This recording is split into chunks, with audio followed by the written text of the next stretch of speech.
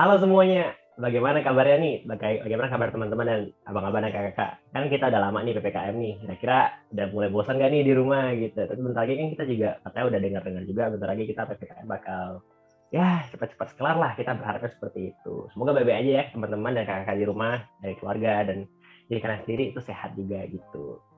Oke, jadi untuk kali ini saya pengen mengucapkan selamat datang di Bincang Alumni 2021 dan yang mengangkat tema Mapping the Unknown Future. Sebelum kita mulai, mungkin perkenalkan dulu, nama saya Surya Marten dari Teknik Industri 2020, yang akan menjadi moderator pada bincang alumni kita kali ini. Nah, sesuai dengan tema kita hari ini nih, Mapping the Unknown Future, kita akan berbincang dengan beberapa alumni-alumni di Teknik Industri Universitas Indonesia, tentang apa aja sih harus kita lakukan untuk mempersiapkan diri menuju masa depan, terutama untuk menuju ke arah-arah keprofesian, mulai dari persiapan kita sebelum lulus, yang akan kita bahas pada sesi 1, hingga serba-serbi ini menjadi seorang fresh graduate ketika masuk dalam suatu perusahaan yang akan dibahas pada sesi kedua. Nah, untuk bincang alumni kita kali ini akan ada 2 pembicara. Yang pertama dari sesi 1 sendiri itu ada dari Bang Rangga, dan juga dari sesi 2 ada dari Kak Indira Priyanda. Nah, oke, langsung aja kita tanpa basa-basi, langsung aja kita sapa nih narasumber pertama kita, yaitu Bang Rangga Mahesa dari Teknik Industri 2014. Halo. Halo Bang Rangga, gimana nih kabarnya Bang? Gimana? Gimana nih kabar Bang Rangga? Oke, kabarnya baik. Alhamdulillah. Aku juga udah jadi sarjana COVID. Tapi Wow. alhamdulillah sudah berlalu cukup lama dan aku survive dan udah divaksin juga untuk yang pertama. So, I'm getting better and only better. And I'm very excited untuk bisa ngobrol sama Surya dan teman-teman teknik industri semuanya. Mantap, mantap. Kayaknya boleh nih Kak, gila. Tadi kan udah cerita nih, udah lah sarjana dari teknik, sarjana COVID lagi, gila. Mungkin Kak, mungkin Kak Rangga atau Bang Rangga coba ceritakan dikit nih Kak, atau kenalkan diri Kakak ke teman-teman kita nih yang mungkin belum kenal sama Bang Rangga. Oke, great. Hai semuanya, perkenalkan nama aku Rangga Mahesa. Aku adalah alumni Teknik Industri UI. Dulu aku TI UI angkatan 2014. Aku lulus 2018 Februari dan apa aja yang aku lakukan selama 3,5 tahun itu lumayan ya. Aku dulu ikut IMTI, dulu aku ikut Litbang, jadi BP Litbang. Terus aku jadi staf ahli Litbang juga in the next years. Terus aku ikut kepanitiaan kayak SPWI, terus ikut Students Consulting Club. Aku juga aslab di SEMS dan selama kuliah, aku juga jadi dulu ada program namanya Tafakur Alam. Terus sekarang masih ada atau enggak? It was one of the big contribution I've done selama di TUI, dan sekarang aku sudah lulus dan bekerja di multinational company consumer goods namanya Procter & Gamble as senior manager in product supply gitu. Jadi it's been a while and thank you TUI sudah memberikan banyak pengalaman jadi bisa ada di titik ini gitu. Mantap. Gila. Kalau dari CV-nya Bang Rangga sendiri sih, di sini juga ada tertulis nih kalau pengalaman intern, beasiswa maupun volunteer Bang Rangga itu ada beberapa hal. Seperti pernah menjadi Quality Assurance Intern di Mitsubishi Electric Automation, juga pernah menjadi Supply Chain Management and Logistics di Nutrip oleh PT Nutrip Indonesia selama kurang lebih 3 tahun 5 bulan nih. Pernah juga kayaknya menjadi bagian dari beasiswa National Championship oleh Tanoto Foundation, volunteer civil right, seorang volunteer and social action di Universitas Indonesia. Dan yang kayak terakhir ini juga pernah menjadi Director of Marketing di startup Signifier Games gitu. Yap. Kalau mengenai internship benar, jadi aku dulu intern 3 kali. Kalau kita mau bahas tentang professional journey, I think I invest quite a lot to actually have a good career start. Makanya selama kuliah kemarin benar-benar pengen cari tahu sih kayak apa sih yang aku suka, apa sih yang aku nggak suka, culture-nya, kerja tuh kayak gimana. Jadi I did 3 internships including where I currently work now di P&G. Jadi Mitsubishi, Nutrifood, terus P&G dan masuk P&G. Nah, di luar itu aku juga pernah lead startup bareng sama co-foundernya Kak Risman tuh dari SEMS, namanya Signifier Games. It is actually a company with the product of education technology dari board game yang juga jadi skripsi aku. So it was like two stones, apa sih, two birds with one stone lah ya ibaratnya. Sama aku juga karena aku Tanoto Scholars, ya mohon maaf ya dibayarin nih kuliahnya biar murah ya. Jadi aku ikut Tanoto Scholarship, National Champion Scholars, dan ya kalau di Tanoto itu kita ada project-project seru. Jadi aku ditunjuk jadi ketua angkatan kebetulan dan nge-lead several projects bersama Tanoto Foundation gitu. Jadi ya lumayan ya 3,5 tahunnya padat ya. Jadi ya asik-asik. Gila. Kalau kehidupan seorang Balangga tuh kita lihat tuh bisa aja kayak 3,5 tahun, tapi tuh isinya tuh kalau kita bayangin tuh kayaknya seperti menjalani hidup selama 5 tahun deh kayaknya. I sleep a lot actually. Oke. Kita basa-basi lagi, ya udah. Kita langsung aja nih masuk sesi pertama kita bersama Bang Rangga, yaitu persiapan sebelum lulus nih bagi teman-teman. Mungkin yang pertama nih, ngomongin soal dunia keprofesian itu kan pasti ada hubungannya nih. Kita kayak, mau masuk profesi, apa aja sih harus kita lakuin? Kadang-kadang kita sering dengar nih, nanti kita satu kuliah, nanti suatu hari kita bakal magang ya gitu. Dan karena itu kayaknya penting nih untuk kita nanti masuk ke dunia keprofesian. Mungkin pertanyaan yang mungkin simpel dulu nih Bang. Mungkin kayak teman-teman yang mungkin baru dengar kata magang ketika kuliah, mungkin itu teman-teman yang baru teman-teman yang di tingkat 2, tingkat 3, ataupun mungkin untuk nanti teman-teman kita yang baru masuk angkatan 2021, kira-kira mau nanya nih Bang, kira-kira kalau kita mau magang nih Bang, kira-kira kapan sih mulainya yang waktu yang ideal untuk kita mulai magang? Oke. For the first question, kapan sih waktu yang tepat saat kalian bisa magang? Nah, ini ada beberapa referensi ya. Jadi, angkatan gue pernah dihebohkan dengan sebuah news. Waktu aku semester berapa ya? Semester 3, semester 4 gitu. Ada cerita temanku yang baru masuk magang bilang kayak, lu tahu nggak, di perusahaan gue ada anak FE semester 1 daftar magang. Wow. It was like kayak, serius? Dia baru masuk kuliah langsung magang? Iya. Gitu. Dan sebenarnya gini ya, di magang itu there is no rules. Kapan kamu harus magang? Kapan kamu harus try to actually face the real work environment gitu. Sebenarnya nggak ada aturan baku, kecuali memang perusahaannya mensyaratkan. Gitu ya.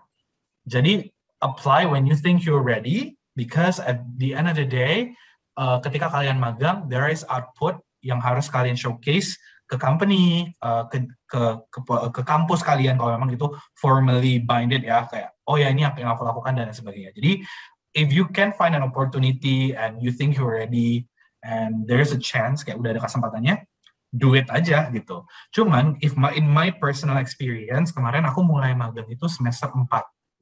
Semester 4 menuju semester 5, aku magang di Mitsubishi.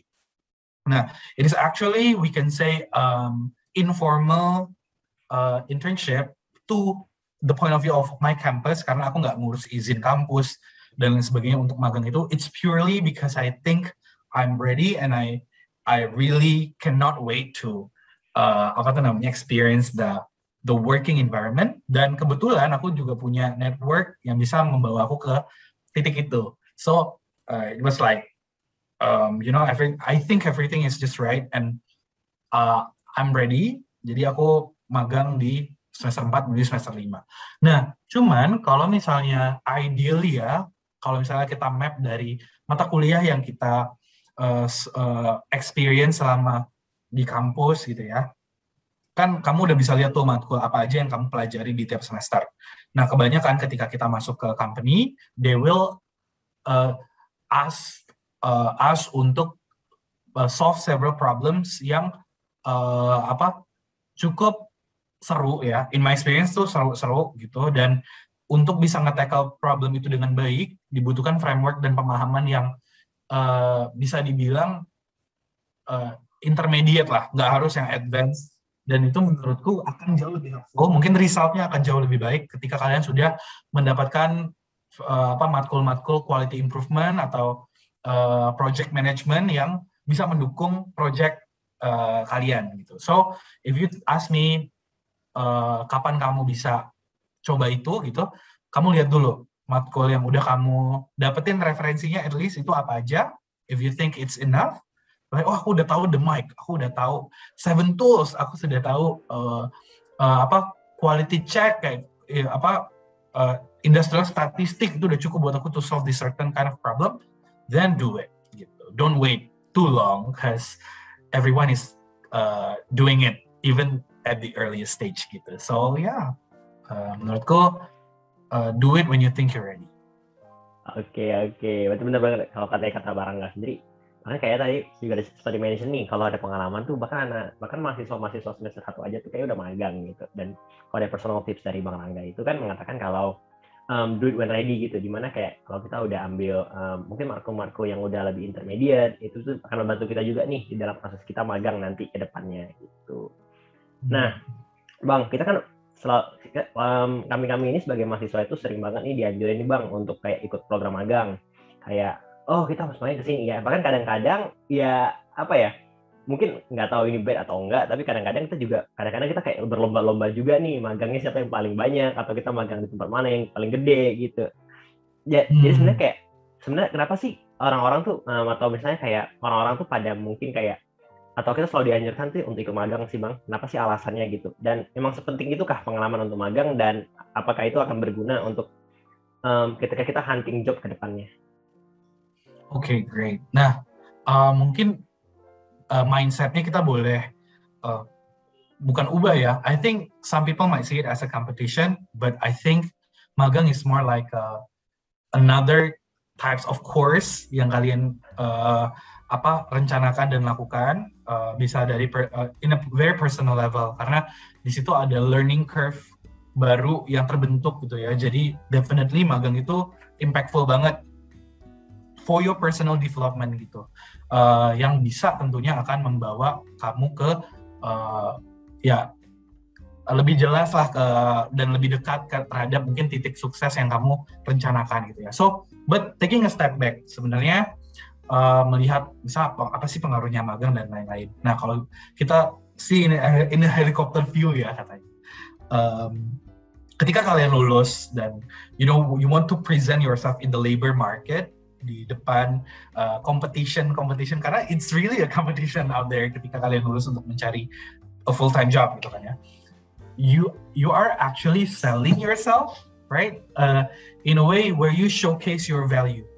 Nah, mungkin karena aku juga sebagai kampus tim nih di tempatku bekerja sekarang, I can say the way they select the people is pretty clear. Like they seek for specific persona. Kayak mereka tuh pengen mencari talent yang benar-benar bentukannya tuh udah terlihat gitu. Do they have passion for winning? Do they have lebih ke willingness to learn something new? Are they fast learner? Dan semua hal yang sangat general itu sebenarnya bisa dilihat dari the way you the way you went through your college life. Kayak ngapain aja sih selama kuliah ini anak gitu. Apakah harus IP-nya 4 terus enggak? Apakah harus memenangkan kompetisi internasional dan lain-lain? Sebenarnya enggak harus kayak gitu. There are a lot of ways to define that you are valuable, dari organization skill dan problem solving skill, dan salah satu yang paling impactful dan contribute a lot is magang, karena kamu menunjukkan bahwa kamu adalah seseorang yang passionate, that you want to learn, you are willing to take risk, to face the real world gitu, multiple times mungkin, and you are showing results out of it. Itu value yang besar banget untuk sebuah perusahaan menilai kamu gitu. Jadi definitely is very important, dan sebenarnya it's good kalau misalnya kamu dapat perusahaan besar, kamu dapat yang paling prestisius gitu ya, but it's not necessarily the most important. As long as you can articulate the values you've learned throughout that internship program, wherever it is, and you can show integrity, you can show generous feedbacks and improvement points, then you're good. Itu menurutku sih seperti itu. Tapi pertanyaannya apakah impactful? Yes, it is impactful. Gila. Tadi Bang Rangga sempat mention nih kalau misalnya kan kayak magang itu juga akan berpengaruh nih bagaimana ke personal development setiap orang gitu. Boleh nih Kak, mungkin kayak dari Marangga sendiri, mungkin boleh coba ceritain gitu nggak Kak? Pengalaman singkat selama magang dan kira-kira output apa aja sih yang Marangga dapetin selama program magang tersebut? Okay, just to tell you a bit of a story, ini lumayan seru sih. Jadi ini mau merubah banyak banget ya, magang itu merubah banyak banget di persepsi aku terhadap industri gitu. Dulu tuh aku mahasiswa yang mengagung-agungkan, let's say kayak Japanese company, like Japanese culture, Toyota Ways, they're perfect gitu, and they are the perfection in the world. Gitu. Sehingga my first experience was di Japanese company, automotive gitu kan ya, very precision, very the culture, just the way I thought I like it. And then I went through that and I realized it's not me. Dan itu rasanya kayak just like a wake up call, kayak oh ternyata there's so many things I don't know about the industry karena aku nggak experience itu langsung, and I'm so glad that I went through that very early, jadi aku bisa nge-map lagi mindset aku. Terus dulu aku punya pikiran juga, local company kayaknya nggak bakal se-advance itu deh, kayaknya local company ngapain gitu, kenapa nggak aku coba aja di perusahaan luar. And then I went to Nutrifood internship program. It was jadi tadi aku bilang it is one of the most prestigious internship program exists menurut aku, karena they only select like 7 students, yang daftar tuh bisa 8 ribuan gitu. And they have very very high kayak requirement, misalnya harus 3,5 gitu ke atas IP-nya. Dan ketika aku experience itu, aku ngerasa local companies are so good. Dan aku ngerasa kayak gila ya, aku bangga banget Indonesia bisa punya perusahaan sebagus ini sistemnya, culture seenak ini, se-engaging ini, and it changed my perception on how the capability of certain industries. Dan Nutrifood membuat aku jatuh cinta ke consumer goods yang before mungkin aku nggak tahu gitu. Sampai akhirnya aku berlabuh di internship ketiga aku yang totally different culture, kayak in P&G I saw when like brilliant people are put into one chamber and they have to work together. It was kind of kayak gimana kalau kamu kerja kelompok sama anak-anak yang hebat gitu kan, ada ngerasa kayak tenang gitu kan ya, karena kerjanya pasti bakal selesai. Dan every day was like that, except everyone like have a tendency to over deliver everything. So it was like seru banget, dan ended up I worked there for full time. Dan perjalanan itu menurut aku sampai di titik yang aku menemukan aku kerja di tempat yang aku mau, yang culture yang aku suka, industri yang aku suka. It's because I experienced all those things as a learning. Karena kalau misalnya aku langsung jump to where I think I like it, I don't think I'm gonna reach the point where I am today yang aku rasa aku suka gitu. Jadi definitely magang itu mengubah persepsi aku, give me my personal development in terms of skills, karena every single experience I picked up a lot of learnings, soft skill, hard skill. I learned coding, I learned people development, I learned quality management, even I learned like most of my Excel skills like pivot, VBA. It's more from my internship. I didn't accept that in kampus nih, maaf ya. Tapi kayak I think leveraging only for class in school mungkin cukup untuk beberapa pekerjaan, beberapa orang. But if you want to be like, if you want to set yourself apart from the crowd with more skills, definitely this kind of learnings is these kinds of learnings are very very essential. Jadi patut dicoba ya. Gitu. Oke, jadi kan tadi kita udah dengar nih kalau dari masing-masing company itu tuh punya culture yang berbeda-beda dari perusahaan satu maupun perusahaan-perusahaan yang lainnya gitu. Langsung kepikiran nih Bang, kayaknya sebenarnya tempat magang yang ideal tuh kalau dari menurut Bang Rangga sendiri itu seperti apa sih Bang? Gitu. Tempat magangnya ya. I think ini pertanyaan bagus nih. Sebenarnya kita bisa nggak sih Kak kayak magang aja gitu dimanapun asal ada nih, karena ada loh orang-orang yang kayak yaudahlah asal nama tempat magangnya ada, nanti kita poin-poinnya kita buat aja atau gimana. Sayang, karena kalian kan invest waktu, energi, kadang duit juga mungkin yang untuk transport atau tinggal di tempat yang dekat tempat magangnya gitu. Sayang banget kalau misalnya kita nggak pilih dan pilah, karena sebagai anak TIUI value kamu tuh gede banget gitu loh. It's such a privilege to own this, label as TIUI students, karena thousands or hundreds of thousands of company out there are willing to pay so much to get your ideas gitu. Jadi sayang aja kalau nggak dipakai sebaik-baiknya.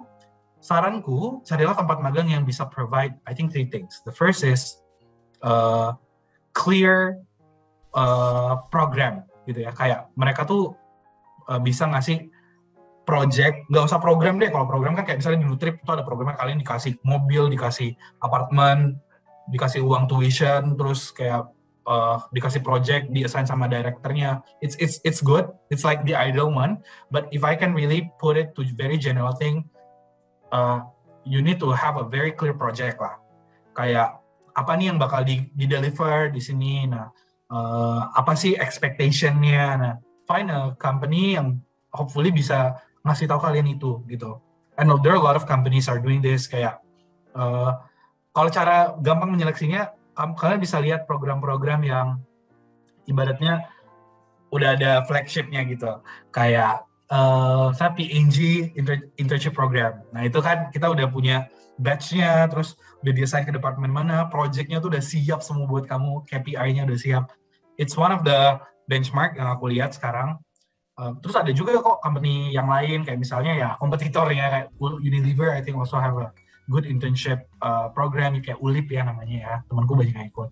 Terus Nutrip definitely worth trying, kayak aku pas ngerjain, pas nyoba-nyoba, sumpah nggak kepikiran banget bisa keterima karena ya, everyone is there, kayak jago-jago, terus ya udah mereka genuinely akan ngelihat mana yang cocok aja gitu. Jadi program ya yang pertama. Yang kedua, I think it's good to have a when it actually match with your future gitu. Sebenarnya ini ideality-nya itu bisa dilihat dari the connection between the relation between what you really want to achieve, like the industry you are passionate about, to the company profile itself, dan the project kalau bisa.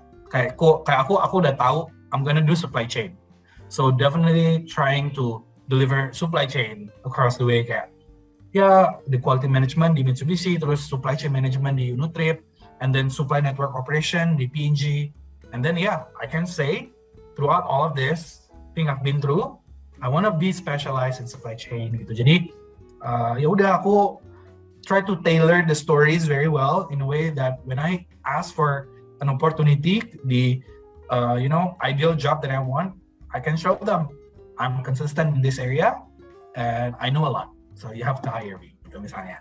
Terus yang ketiga, mungkin dari sisi ini ya, bentar, tadi udah itu. Nah yang ketiga ini menurutku dari sisi, kalau dari idealnya ya, mungkin dari sisi the company itself matters sih somehow ya. Kalau misalnya kalian bisa target reliable company, well-known company, itu pasti akan membuat kalian menunjukkan bahwa kalian cukup ibaratnya you're putting yourself in certain standard gitu. That is why it's okay to aim for something big when you have done so much gitu nantinya. Contoh kayak misalnya, I really am very grateful aku dapat Nutrip gitu, karena a lot of recruiters out there know what this program is, kayak what are the requirements, what are the the projects dan lain sebagainya. Dan itu akan membuat kamu bisa set you on the map lah ketika kalian bisa lulus nanti. Dan yang mungkin tambahan di poin ketiga adalah it's not about the company sih, it's not more about the company, it's more on the projects. Jadi tadi di level relationship antara magang kamu dan bekerja itu sangat-sangat erat ya. Jadi kalau di level ketiga, ketika kalian udah masuk misalnya ke company yang kalian mau, talk and voice your opinion on project apa sih yang pengen aku kerjain gitu. Nah, a good company might be able to provide it for you. Contohnya kayak di Nutrifood, aku ngelakuin 3 project kayak gitu. While people are usually doing one or maximum two, tapi karena aku punya passion kayak aku pengen ngerjain nih e-commerce gitu misalnya, ada nggak opportunity for me to learn it? They give me extensions of internship gitu. Jadi aku intern lebih lama dari yang lain, ngerasain exposure baru, dan bener-bener itu ketika aku interview full time, they ask very detail about it. Kayak, oh iya kamu ngerjain apa aja? Itu emang insight-nya apa aja? And they know, oh you know things, it might not be a lot, but you know things that is new and insightful, we want you. Gitu. Jadi, yeah, I think those three things might give the whole experience as an ideal ya, bukan company-nya aja, tapi you yourself yang internalize the value juga bisa ngebentuk idealism of the ecosystem of internship itself gitu. Gila. Jadi kepikiran lagi nih Bang. Oh, kalau Bang Ranggasnya tadi katanya juga kita juga jadi make clear juga kalau misalnya dengan adanya magang di mana-mana, kita juga jadi nemuin passion kita yang sebenarnya gitu. Kita lebih banyak mau di mana berkontribusi gitu. Nah, Bang, kayak pengen nanya sebenarnya kayak kita sebagai seorang mahasiswa itu tuh mental apa sih harus kita punya gitu untuk kita magang nantinya yang supaya kita bisa dapatin hal-hal yang sebaik-baiknya lah di tempat magang kita gitu. Okay. Wow, it's a good question Surya. Mentality ya, menurut aku itu penting banget. Mindset itu penting banget. Mindset seperti apa sih yang mungkin bisa kita punya sebagai intern gitu ya? I think first is what I call can-do attitude. Nah, jadi can-do attitude ini sebenarnya aku coba asah dari nggak cuma di kerjaan, tapi dari dulu sih kayak dari magang, dari di nyanyi atau di kampus juga. Because a can-do attitude is a part of growth mindset namanya, dimana kalian itu ketika dikasih suatu set of problem yang mungkin baru, kalian nggak pernah lihat, kalian nggak tahu gimana cara solve-nya, you accept it instead of pushing it away gitu. Nah, itu yang membuat banyak dari orang itu nggak grow sebanyak misalnya teman-teman yang lain, atau ada satu orang yang grow lebih cepat dari yang lain because of this attitude gitu. Not that you are becoming a yes man, karena kalau mengiyakan semuanya juga mungkin nggak baik ya. But when you see something, sets of problem as a challenge rather than burden, then you are putting yourself in what we call as growth area gitu ya, growth zone, bukan comfort zone. Nah, consistently put yourself in a growth zone would make you a better person and a better professional gitu. Jadi punya awareness sih, menurut aku mindsetnya ya tadi kamu harus punya growth mindset, can do attitude itu, dan you have to have all the awareness gitu. Ini poin yang penting banget, awareness of everything that you bring within you. Contoh, awareness of the privilege. Anak TIU itu banyak yang nggak sadar mereka tuh sebenarnya ada di tempat ekosistem yang se-reputable itu, se-resourceful itu, tapi mereka nggak pakai. Ya udah, gue anak TUI. Upload LinkedIn, upload Twibo di Instagram gitu ya. But they don't really understand what it means to be in that community gitu. Having that awareness will set you to a mindset kalian akan menjadi orang yang kayak resourceful, kayak punya dosen yang luar biasa, keren-keren, kayak have you talked to all of them and really absorb everything, itu yang pertama. You have great friends and seniors yang sekarang ada di mana-mana, literally. Kayak kemarin aku sempat dapat offer di berbagai consulting companies, and I asked my friends kayak, oh ternyata kayak gini, dan itu seru banget. Misalnya I leverage all this networking dan exposure terhadap ya ini sih sebenarnya kalau bisa dibilang UI itu lumayan diutamakan gitu ketika ada proses pencarian kerja. They do see and value these students differently. Itu sudah menjadi rahasia umum mungkin ya, yang kalian harus manfaatin gitu. Dan having the awareness of your strength, your weakness, kayak SWOT analysis yang kalian udah tahu itu, but what it really means to yourself, nah itu yang mungkin harus bisa diasah dan dikembangkan. Kayak I focus on my strength. My strength is in supply chain. I like numbers. I like analytics. I like communicating ideas. Then what can I do with it to deliver something impactful? Kalau misalnya aku pengen aku nggak bisa misalnya olahraga tapi aku malah daftar yang kesana, kayak I'm gonna be a mediocre gitu kan, sayang ya. Jadi having this awareness of strength and everything would set you apart. Dan yang terakhir mungkin ya values, kayak you have to have values, karena nanti ketika kalian interview internship atau interview kerja, they will ask what is your value. Nah kalau misalnya kalian lihat banyak kok kayak trainingnya atau experts yang kayak bisa bantu kalian, okay, my value is integrity, my values are honesty misalnya, and you stick to it. Jangan sampai kalian kayak bilang aku integrity tapi aku nggak integrity. Kayak contohnya nih, contoh paling simpel, kalau di kuliah aku sering lihat ada yang misalnya manip data. Ini ternyata kalau kalian mau cut nggak, ya apa-apa. Like, yeah, it's just my genuine share. Like there are some people out there, mungkin bukan anak TI gitu ya, they're still doing like aku mau manip data biar valid hasilnya. Mungkin ya kamu melakukan itu di dunia kuliah to actually achieve a score means nothing mungkin ya. But in work, those things would means a lot. A company can, I don't know, bankrupt if the data is not right. Gitu. Jadi make sure you understand those things. And at the end of the day, mungkin ini ya, able to tell all this into a good story. Nah itu yang mungkin will make you a good intern or a good professional even. Gitu. Gokil. Oh ya panjang jawabannya.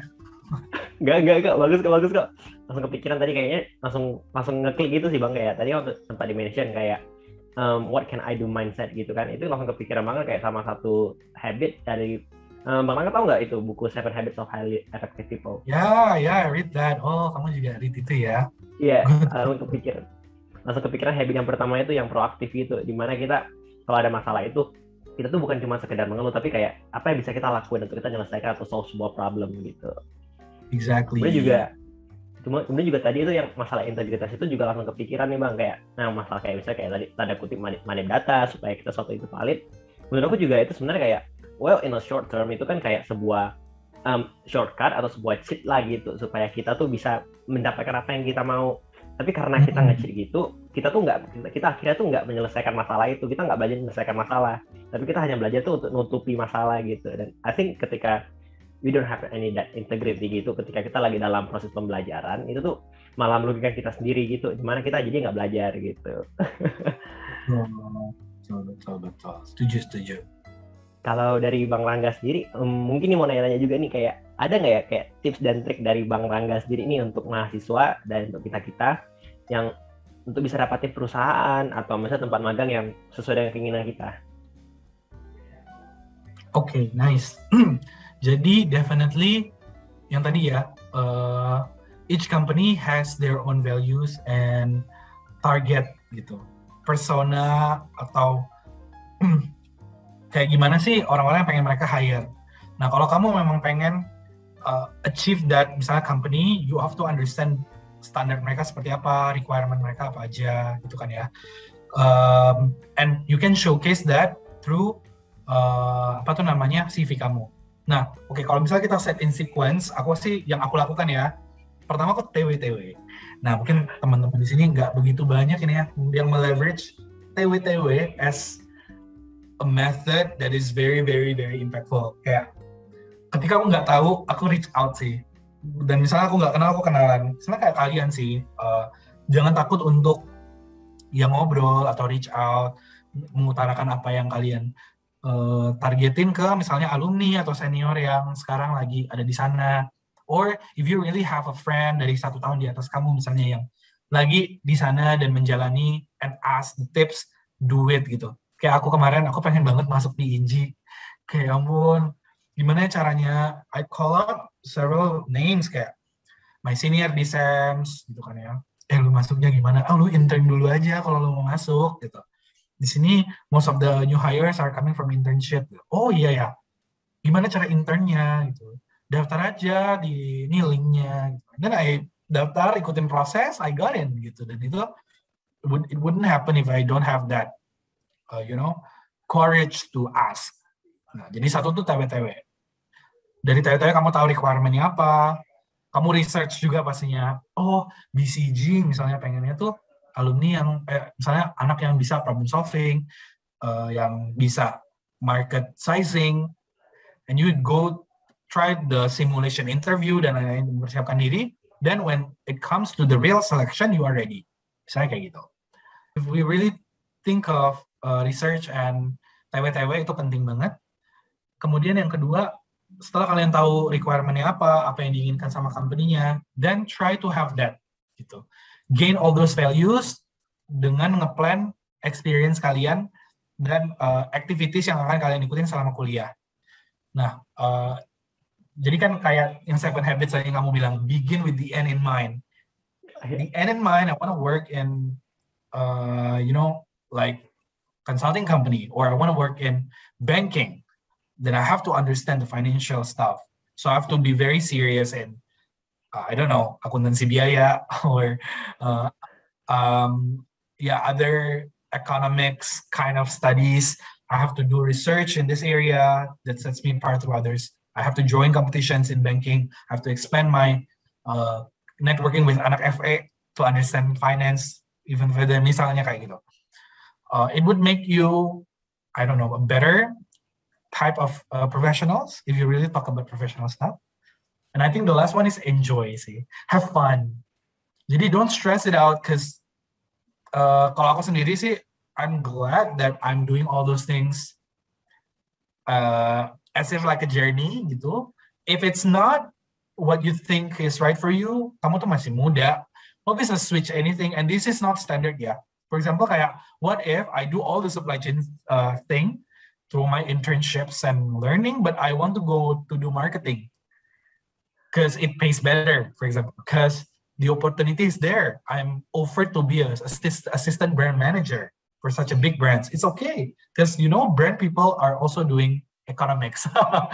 They're also doing a lot of things. Jadi, if you want to set yourself as a generalist, it's okay. It's never wrong gitu. As long as you feel like you are into all the things you've been learning, and you are passionate, and you still can keep that fire within you, go for it gitu. Jadi jangan terlalu aku harus ini, nggak usah, ikutin aja perjalanannya gitu. Mantap. Gokil harus have fun gitu. Atau ini ada juga nggak Bang, kayak mungkin ada sedikit mungkin tips and trick nih mungkin untuk teman-teman yang mungkin masih belum dapat kesempatan untuk dapatnya perusahaan atau tempat magang yang mereka inginkan gitu. Kalau dari Bang Rangga kayaknya ada nggak kata-kata yang mungkin bisa motivate mereka gitu? Oke, jadi kan rezeki orang beda-beda. Tapi menurut aku ada banyak cara untuk bisa mendapatkan opportunity. Tidak yang haram ya, maksudnya cara yang halal juga. Nggak tahu sih halal dan haram di sini. Cuman satu, leverage networking. Ini terjadi di aku loh. In Mitsubishi, do you think I apply in websites? No, I asked my brother. My brother used to work in Mitsubishi and he moved to banking, but he still has a very good connection with all the people there sampai hari ini. And I told him, Bang, aku pengen magang. Nggak tahu mulainya gimana, aku masih semester 4. Tenang, one call away. Halo? Nanti gue mau magang. Oke, masuk aja. It's like, okay, if you have a father who has a friend, your mother has a friend, can accept you, do it. Anyway, ketika kamu di dalam, kamu juga kerja kan. And, leverage that. Networking works. Kedua, keep looking. If you don't have that kind of privilege to have network or parents who have it, look for it. Because you are valuable. Lagi-lagi TIUI kamu itu adalah ibaratnya sebuah aset gitu yang kamu harus bisa showcase. Jangan kayak, gue nggak bisa deh daftar ini soalnya dia daftar ini. Oh, nggak bisa deh soalnya temen gue yang ITB juga daftar itu. And you didn't even try, kayak, why gitu. Kamu tuh TIUI. Ibaratnya, gimana ya, setelah aku sadar ya, how the industry is looking at this kind of thing that you are having, you have to be grateful and at least not taking it for granted sih. Kebanyakan tuh orang-orang karena mereka nggak aware, they don't use it well gitu. Sayang banget. Jadi I don't know ya, in my case aku nggak pernah nggak dipanggil interview dari CV-ku gitu. Karena things I've done probably with the privilege I've owned throughout the process helps me gitu. Dan aku sadar itu gitu. Jadi coba keep trying. Dari LinkedIn, sekarang medianya banyak kan, LinkedIn, Jobstreet, manual CV, or like engage. Aduh, sekarang banyak banget caranya. Even I was once considered to enter several companies I finally got offered from. Itu karena aku iseng aja nge-DM usersnya di LinkedIn. My friend got a job from World Bank loh, yang I know it's a very high-paying institution. From LinkedIn chat, dia nge-chat kayak general managers, showing like what she can do gitu, and what she has done previously. She got accepted and worked for almost 3 years hari ini. Dan itu adalah cara yang menurut aku it's not conventional, but it worked very well. It works in general, so keep trying. Nah, dan yang ketiga mungkin lebih ke persistence, the persistency. Jadi kayak yang pertama kamu tahu networknya, yang kedua kamu leverage all the strengths in you. Tadi kamu udah organisasi, kamu showcase, kamu udah ikut lomba apa aja kamu showcase, kamu punya organizational experience, pro gitu ya, mengadakan seminar ini. You can do this thing now, next. In a company, if they want to have someone who can do a seminar for hundreds of other employees, it's easy because you've done this. Nah, itu yang mungkin kamu bisa showcase juga.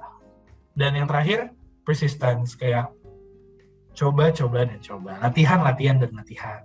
Misalnya kamu udah coba, terus kamu masuk interview, terus interviewnya kamu nggak dapet, oh, maybe there are some opportunities yang mungkin aku bisa coba close the gap, dan aku bisa asal lebih lanjut. A good HR, some of the companies are giving you feedbacks kayak kamu tuh udah oke, cuman kemarin nggak bisa showcase banyak misalnya relevansi dari yang udah kamu kerjain ke job description yang kita butuhin misalnya, or kemarin kamu sebenarnya substantially bagus but the way you communicate is still very limited, maybe you can try to explain further on Nah, it's something that you can earn, dan kamu sendiri tahu kok sebenarnya kenapa ya aku nggak dapet. Kira-kira self reflection itu penting. Dan yang terakhir practice kayak try to reach out your friends. Dulu pas aku mau join daftar consulting, aku ya latihan lagi gitu, kayak misalnya cobain kayak gimana sih case interview, gimana sih sama temenku, sampai akhirnya ya dapat offer and I have to reconsider yang mana mau aku ambil, dan itu semuanya practice gitu. Sampai hari ini aku juga masih practice. So it's a journey. You have to be persistent. You have to be fully committed to develop yourself. Nah, mungkin kita bisa bahas ini lain waktu. Aku sempat ngasih ibaratnya jadi pemateri juga on how you differentiate looking for a job and also looking for and shaping yourself for a career. So because job and career are two different things. Ya mungkin kita bisa bahas lebih lanjut, but if you really are this type of people who look for and establish yourself for a good career, self-reflectionnya beda, and how you treat your self-development juga bakal beda. And look for that, invest more on yourself, be persistent. Nggak ada self-development yang impact-nya negatif menurutku ya. Read more books, attend courses, talk to great people around you, surround yourself with positive energy, positive people, with resourceful people, and then see where you can get.